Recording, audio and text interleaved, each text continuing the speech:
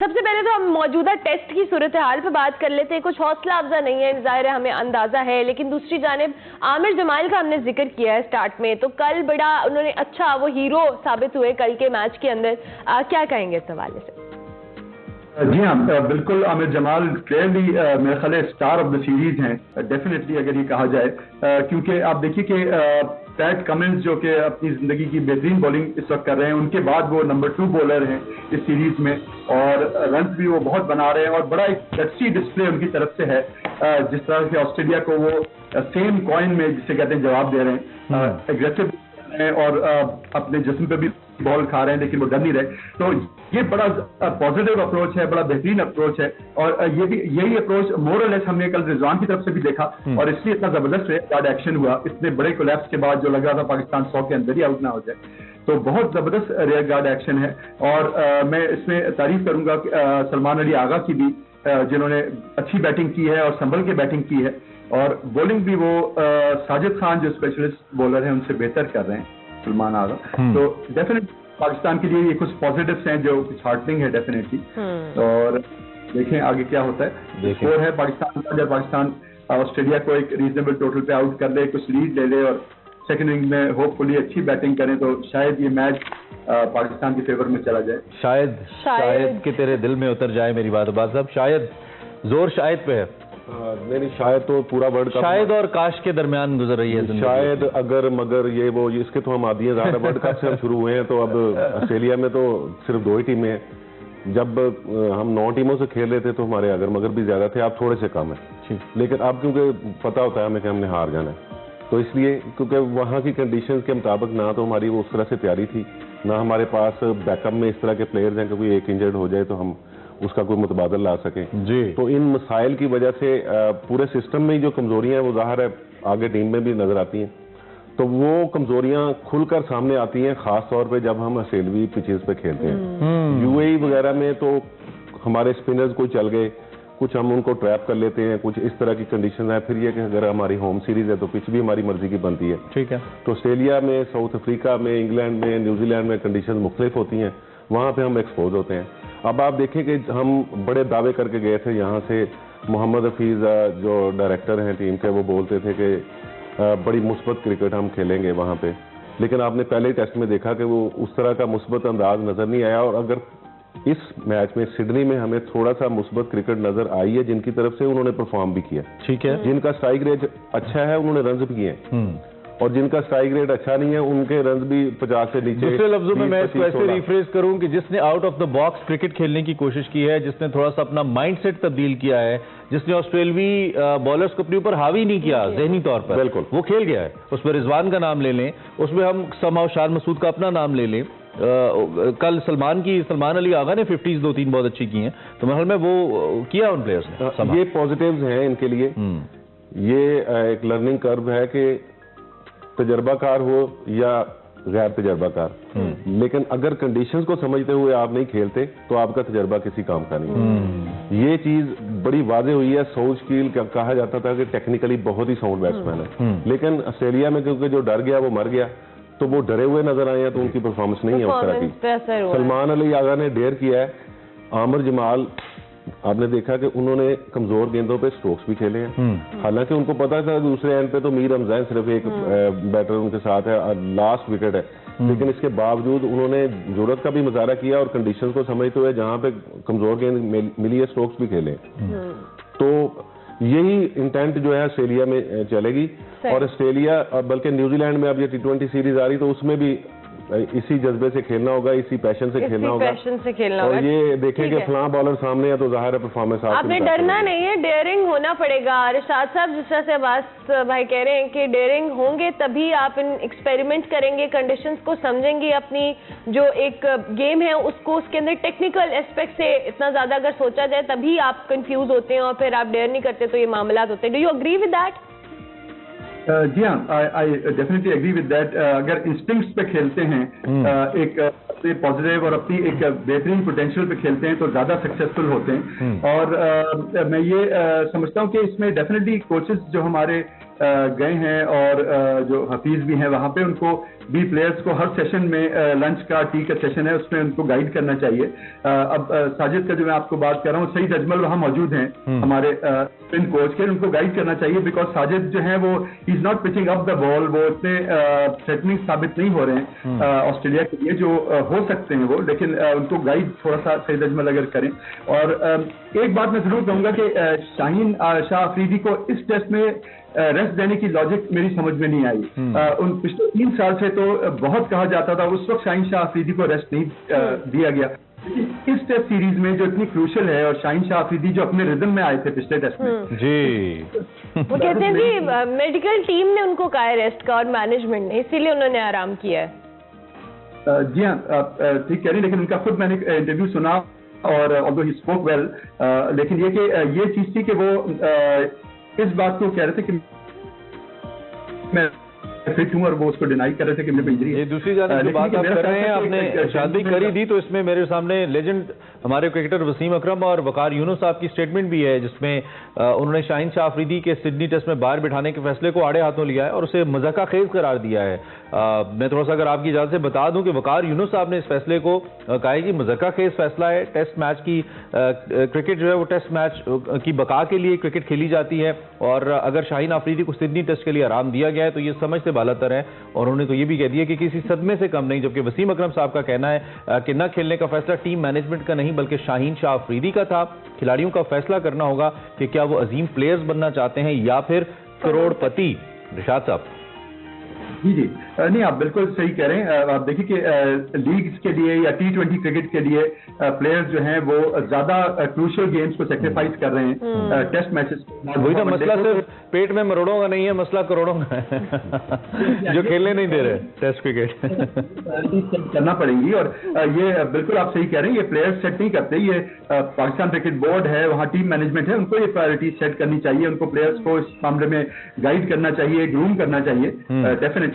ये बात कुछ हारिस रऊफ का भी हमने देखा कि उन्होंने सीरीज पे आने से इनकार कर दिया, तो ये प्लेयर खुद अगर डिसाइड करेंगे तो फिर ये बड़ा मुश्किल हो जाएगा। मोहम्मद आमिर ने 2 साल पहले रिटायरमेंट का अनाउंसमेंट कर दिया और T20 लीग वो खेल रहे हैं, लेकिन that reflects poorly on his career. I think उनको अपना क्रिकेट में मकाम बनाना चाहिए था। ठीक हो गया। वाह साहब, ये जो शाहीन शाह अफरीदी के हवाले से वकार यूनुस और वसीम अकरम की स्टेटमेंट भी, और वसीम अकरम तो कह रहे हैं कि इनका अपना फैसला था, दो के शाहीन शाह अफरीदी से डिनाई करेंगे जी मैनेजमेंट और मेडिकल टीम ने कहा है।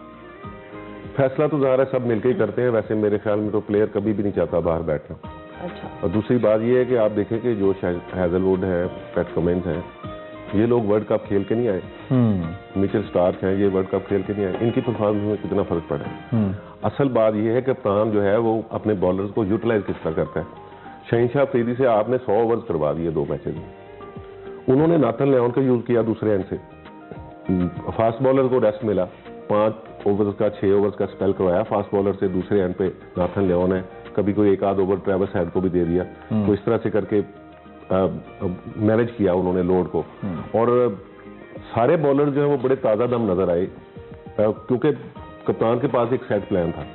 हमारे तो स्पिनर इन्होंने खिलाया नहीं, एक पार्ट टाइमर आपके पास सलमान अली आगा थे, तो सारा बोझ तो फास्ट बॉलर पे पड़ना था। वो इस वर्कलोड को इन मैच मैनेज करने की जरूरत होती है, ना सिर्फ कि आप मेन प्लेयर्स को बाहर बिठाएं। लेकिन हारिस रऊफ का तो अपना फैसला था, वो तो खुद नहीं गए खेलने। हारिस रऊफ का तो केस ही लगा है कि बाहर अगर उनको दूसरी तरफ से ऑफर अच्छी हो। हारिस रऊफ ने तो T20 लीग्स को तरजीह दी है। जी, मैं वही कह रहा हूँ, जब आपने कहा कि प्लेयर्स भी हमारे माशाल्लाह ऐसे फैसले करते हैं जिसमें वो खुद कहते हैं कि हम टेस्ट नहीं खेलते। उनका फैसला, मैं शाहीन की बात कर रहा हूँ, शाहीन को बाहर बिठाने की। हारिस रऊफ का तो खैर अपना फैसला था और वो गलत फैसला था। वो टीम के साथ जाते, अगर उनको जरूरत टीम को पड़ती तो वहां पे परफॉर्म करते। उनको बताया गया था कि आपको 4, 5, 6 ओवर से ज्यादा का स्पेल नहीं देंगे, ठीक है, तो आपको उस तरह से करेंगे कि नई गेंद से शुरू में इस्तेमाल कर लिया, फिर मिडल में अगर आप विकेटों की जरूरत है तो स्पीड चाहिए तो फिर इनकी स्पीड यूटिलाइज हो। तो वो तो हारिस रऊफ को बाकायदा ये मैसेज दिया गया था, इसके बावजूद वो एग्री नहीं हुए। वो तो वही है, वो पूरी दुनिया में जो वेव चल रही है, अब के क्रिकेटर जो है वो टेस्ट क्रिकेट सुकड़ती जा रही है। आज खबरें भी इस हवाले से आई हैं कि टेस्ट क्रिकेट सुकड़ती जा रही है। टेस्ट प्लेयर जो है उनको पता होता है कि मुआवजा कई गुना ज्यादा मिलेगा 4 ओवर्स का, तो हम क्यों 5 दिन खेलते रहे। ठीक है। अच्छा, इस वक्त जो लबुशान है वो मैं उनका स्ट्राइक रेट देख रहा हूँ 34.85। अब टेस्ट क्रिकेट में हम डेली जब बात करते हैं तो हम स्ट्राइक रेट लाजमी डिस्कस करते हैं, जो कि जो प्लेयर्स थोड़ी एग्रेसिव क्रिकेट खेलते हैं या थोड़ा एडवांस थोड़ा तेज क्रिकेट खेलते हैं वो प्लेयर्स कामयाब हैं, ऐसा लग रहा है। हमने कल इस पे बात भी की थी, हमने बड़ी अच्छी हमारे पास एग्जांपल डेविड वार्नर की थी। क्यों लबुशान स्लो खेल रहे हैं? क्या हमारे बॉलर्स उनको टफ टाइम दे रहे हैं या उनकी स्ट्रैटेजी का हिस्सा है दो कि अभी तो मैच रुका हुआ है? इस पे क्या कहेंगे? नहीं, कोई और बैटर आएगा, अभी मिचेल मार्श आएंगे तो आपको बिल्कुल ही मुख्तलिफ लगेंगे यही पाकिस्तानी बॉलर्स। उसकी शायद वजह यह है कि 2023 में स्टीवन स्मिथ और लबुशान ये दोनों के लिए अच्छा नहीं गया। तो ये 60 इससे कबल ये 60 की एवरेज से रन करने वाले दोनों। क्योंकि मैं तो जब सुबह उठ के स्कोर देखा ऑब्वियसली ऑनलाइन देखा, टेलीविजन पे नहीं। ये बिलो स्कोर जब 115 पे 2 थे तो देन इमीडिएटली मैंने देखा कि कौन से प्लेयर्स और कैसा खेल रहे हैं। तो मैंने कहा अच्छा 60 गेंदों पे 23 रन का मतलब है शायद बड़ी अच्छी बॉलिंग कर रहे होंगे हम। नहीं, बॉलिंग भी कुछ बेहतर है, लेकिन ओवरऑल इन दोनों ये का कॉन्फिडेंस लेवल भी लो है। ओके। ये मानस लबुशान जो है ये बता रहा था कि 60 से ज्यादा एवरेज से रन करते रहे 2022 में। बिल्कुल। 2023 इनका अच्छा नहीं गया, तो दोनों जो है 40 से नीचे आए। ओके। तो इसलिए जो आपका पर्सनली कॉन्फिडेंस लेवल होता है वो भी काउंट करता है। एक क्योंकि आप चाह रहे होते हैं कि मैं किसी तरह से कम बैक करूं और मैं दोबारा से कोई बड़ी नहीं खेलूं, तो ओवर कॉन्शियस होने की वजह से ज़ाहिर स्ट्राइक रेट तो फिर जाएगा नहीं। इसी वजह से तो पाकिस्तान वैसे ही टीम का ओवरऑल जो मिजाज होता है वो ओवर कॉन्शियस होता है। ठीक है। रिशाद साहब, once again getting back to the responsible batting side, हम जब इस सीरीज में जा रहे थे हमारा मुसलसल ये हमारा डिस्कशन इस पे था कि बैटिंग अच्छी है, बॉलिंग वीक है। बॉलर्स ने एक बार फिर पाकिस्तान के प्रूव कर दिया कि नहीं, समहाउ हम बॉलिंग ठीक कर ही लेते हैं। हमारा कोई ना कोई एक पेसर आता है, वो अच्छा एक स्पेल निकालता है और उससे लगता है कि जैसे मीर हमजा का स्पेल हमें बहुत अरसे तक याद रहने वाला है जो पिछले मैच में उन्होंने किया। तो ये खास तौर पर हमने शान मसूद का तस्करा किया या हमारे मिडिल ऑर्डर के अंदर हम फ्लॉप हुए, नाकाम हुए। हमारा जो कोचिंग स्टाफ है, मेरा सवाल उस हवाले से है, what are they up to? I mean they are huge in a number, but why aren't they delivering जिस तरह की परफॉर्मेंस आ रही है खासतौर पे बैटिंग में? जी इमरान, बिल्कुल आप you are spot on here, because I think इसके आपको याद होगा कि जब टीम ऑस्ट्रेलिया पहुंची थी तो उससे पहले तो वहाब रियाज और हफीज ने भी बहुत दावे किए थे कि हम इंशाल्लाह ऑस्ट्रेलिया से ड्रॉ नहीं करेंगे बल्कि ऑस्ट्रेलिया से जीतेंगे। तो इतनी बड़ी बात करना, और उसके बाद फिर एक सरफराज अहमद का भी स्टेटमेंट आया था, उन्होंने इंडिविजुअल प्लेयर्स का नाम दिया था कि हमारे पास भी टॉप 6 प्लेयर्स बहुत सॉलिड हैं। लेकिन सिर्फ टेक्निक का होना जो अब्दुल्ला शफीक की बेहतर है, सऊद शकील की बेहतर है, लेकिन जैसे वैस ने कहा कि ऑस्ट्रेलिया के लिए एक खास प्रिपरेशन करनी पड़ती है। जरा पहले ऑस्ट्रेलिया के टूर पे चले जाते अगर और कुछ ज्यादा टूर्स मैच खेलते तो एक्लिमेटाइज ज्यादा होते बाउंस के लिए और मूवमेंट के लिए, तो उससे बेहतर रिजल्ट सामने आ सकते थे।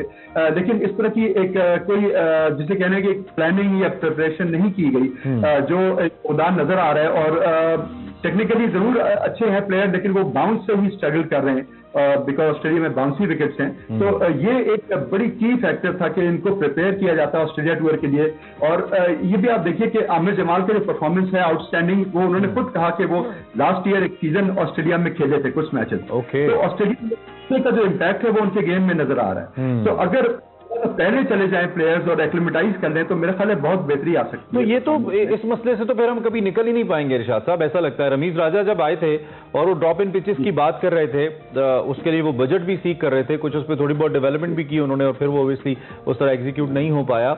इस तरीके से तो फिर हम, क्योंकि हमारे तो वहाँ वो शायद आफरीदी को मैं उस दिन कहते हुए सुना था कि घुटने से ऊपर बॉल नहीं आता और यहाँ पे बाउंसी विकेट्स हैं, बॉल ऊपर आता है। और न्यूजीलैंड का भी जारी बात है फिर यही हाल है, तेज विकेटें। तो फिर इस तरह से तो हम कभी कर नहीं पाएंगे। इसका मतलब ये कि अगर क्रिकेट बोर्ड राइट वे के अंदर पैसे नहीं लगाएगा और उस तरह का एटमॉस्फेयर यहाँ पे उनको नहीं देगा, एक का ट्रिप तो कोई फर्क नहीं डालेगा। हमें तो फिर एटमॉस्फेयर यहाँ पे ऐसा करना पड़ेगा। वरना आपको मालूम है हमारी हॉकी भी इसलिए नीचे गई कि यूरोपियन टीम्स जदीद टेक्निक्स के साथ, जदीद इक्विपमेंट के साथ खेलती रही, हम पुरानी टेक्निक्स के साथ खेलते रहे, और आज नतीजा आपके सामने है, पाकिस्तान हॉकी कहाँ है और यूरोपियन हॉकी कहाँ पे है। जी हाँ, नहीं इमरान बिल्कुल आप सही कह रहे हैं, क्योंकि आप देखिए कि मैं समझता हूँ कि अगर कोई एक मसला है जो पाकिस्तान क्रिकेट में बेहतर नहीं हुआ और अगर वो बेहतर हो जाता तो बहुत बेहतर रिजल्ट्स होते, वो पिचेस का है। 55-60 साल से पिचेस वैसे ही चले आ रहे हैं, फेदर बेड्स हैं, बिल्कुल डेड विकेट्स हैं, जिसपे हमारे बॉलर्स बेचारे जान मारते रहते हैं और बैट्समैन भी इन डेड विकेट्स पे बहुत रन बनाते हैं, लेकिन बाहर जाते हैं तो it's a big contrast for them. तो ये बहुत जरूरी है। और आपको अगर याद हो 1980 में जो डेनिस लिली ऑस्ट्रेलिया के मशहूर फास्ट बॉलर थे, उनका तारीखी जुमला है कि अगर मुझे फैसलाबाद के पिच में आप दफन कर दें तो शायद ये पिच तेज हो जाए। तो आज बात की थी, तो अब ये बहुत जरूरी है, लेकिन ये होगा नहीं, ये मैं आपको बताऊं, ये हो नहीं सकता। हमारे बैट्समैन खुद घबराते हैं तेज विकेट्स पे खेलने से, तो ये साइकोलॉजिकली भी उनको इस पे बूस्ट करना पड़ेगा, अदरवाइज आप लॉन्ग टर्म कोई चेंज नहीं आएगा। साइकोलॉजिकली बूस्ट करना पड़ेगा। वास्तव जिस तरह से रिशाद साहब कह रहे हैं कि ये आपको चेंजेस लाने पड़ेंगे, लेकिन अनफॉर्चुनेटली आप, मैं, हम सब बार बार मैनेजमेंट को लेकर, दीगर चीज़ों को लेकर यहाँ पे बात भी करते हैं, लेकिन फिर वही होता है कि नई मैनेजमेंट आती है, उसके अपने मसाइल होते हैं, नए सिलेक्टर्स आते हैं, उनके अपने मसाइल होते हैं, और हम क्रिटिसाइज करते ही रह जाते हैं। At the end of the day कहीं से तो चेंजेस आने हैं। चेंजेस आती हैं हर दूसरे तीसरे महीने, चेयरमैन, पीसीबी मैनेजमेंट, लेकिन लॉन्ग टर्म चेंजेस नहीं आते। लॉन्ग टर्म चेंजेस इसलिए नहीं आती कि किसी कौमी लेवल से लेके स्पोर्ट्स में मुश्किल मिजाजी किसी मामले में है ही नहीं, तो ज़ाहिर स्पोर्ट्स में कैसे आएगी। तो जब वो ऊपर से लेके नीचे तक कोई चीज मुश्किल है ही नहीं, आवे का आवा ही बिगड़ा हुआ, आवे का आवा ही बिगड़ा हुआ। तो अब ये ऊपर से अगर चेयरमैन जो है उनको खुद ही नहीं पता होता कि वो अगले महीने होगा या नहीं। अच्छा, वैसे can we learn something from India?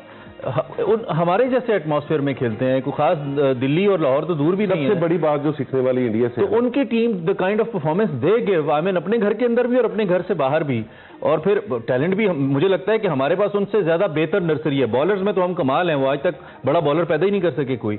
तो उसके बावजूद इस हालत को ना, क्या हम उनसे, ये टेक्निकल टर्म्स में मैं बात करूं, drop in pitches and atmosphere and all, या फिटनेस, कुछ सीख सकते हैं हम उनसे?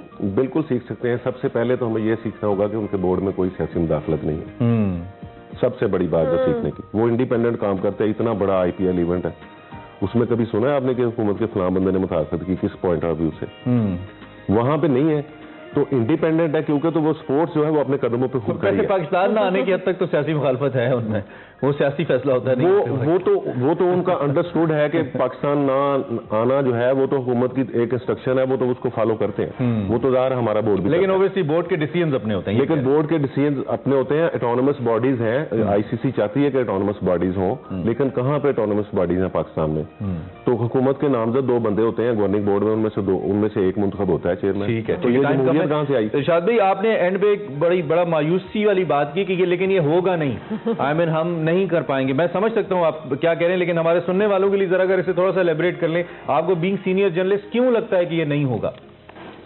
जी देखिए, इसलिए कि एक तो मैं बता रहा हूँ कि 55-60 साल हो गए हैं, इसी चीज को कहा जा रहा है। इवन रमीज राजा जो जब उन्होंने बात की थी ड्रॉप इन विकेट्स की, तो उनसे मेरी बात हुई थी, तो उन्होंने मुझे कहा था कि एक पिच जो है वो 37 करोड़ की पड़ रही है उनको, तो उसमें इवेंचुअली बोर्ड के फाइनेंस डिपार्टमेंट ने उसको रूल आउट कर दिया था कि हम एक से ज्यादा विकेट नहीं ला सकेंगे, तो इसका फायदा कोई नहीं, एक ग्राउंड पे तो मैच नहीं होता, 4-5 ग्राउंड पे हम फीजिबिलिटी उसकी करेंगे। तो एक पॉजिटिव अप्रोच चाहिए। एक जमाने में डेनिस एटकिंसन जो पिच बनाने के माहिर हैं दुनिया के, वो भी यहाँ पे आए थे, उन्होंने कुछ बेहतर पिचेस बनाई थी, लेकिन फिर यही बात है कि एक खुद अपने डोमेस्टिक क्रिकेट में जो बैट्समैन हैं, जो कैप्टन होते हैं डोमेस्टिक ट्रॉफीज के, वो खुद ही ऑब्जेक्शन करते हैं कि हमारी टीम 100 पे 150 पे आउट हो रही है, विच इज पुअर पिक्चर। तो हम नहीं चाहते कि हमें इस तरह से हो कि कोई टीम हार जाए 100-150 पे आउट होती। तो ये तो होगा, साल ऐसा होगा, कम स्कोर्स पे आउट होंगे, लेकिन फिर आहिस्ता आहिस्ता बैट्समैन बाउंस के आदि। तो ये बहुत जरूरी है। इंडिया की आपने जो बात की 1986 से उनके यहाँ इस सब 14 अकेडमीज हैं, तो वो एक प्रॉपर वे में गए हैं, उनका बेनिफिट हो रहा है उनको। अच्छा रिशाद भाई, thank you very much, time हमारा खत्म हो गया, लेकिन ये 37 करोड़ जिस मुल्क के अंदर 4-4, 5-5 अरब का एक फ्लाईओवर 1.5 महीने में मुकम्मल हो जाता है और सब कुछ हो जाता है। एक फ्लाईओवर की मैं बात करूं जो कि रूटीन का हिस्सा, और ऐसे हजारों हैं एक शहर में, तो वहां पे अगर 37 करोड़ की या 1 अरब की 2-3 विकेटें अगर पाकिस्तान को हेल्प कर सकती है, तो आई थिंक ये कोई बड़ी अमाउंट नहीं है। लेकिन वो आप वाली बात है कि इंटेंट का भी तो मसला है ना, तरजीहात का भी तो मसला है कि कहां पे चीज नजर आएगी और कहां पे नहीं। Well, thank you very much for being with us Rishad साहब एंड अब्बास भाई, thank you very much for your analysis as well. Cricket पे हम बात कर रहे थे, भड़ास हमारी उस वक्त निकलती है जब हमारी टीम हमें बहुत मायूस करती है। हाँ, वैसे हम कभी-कभी तारीफ भी कर लेते हैं, ऐसा नहीं है हमारे पास गुस्सा, वो भी कभी-कभी अच्छा खेल लेते हैं ना।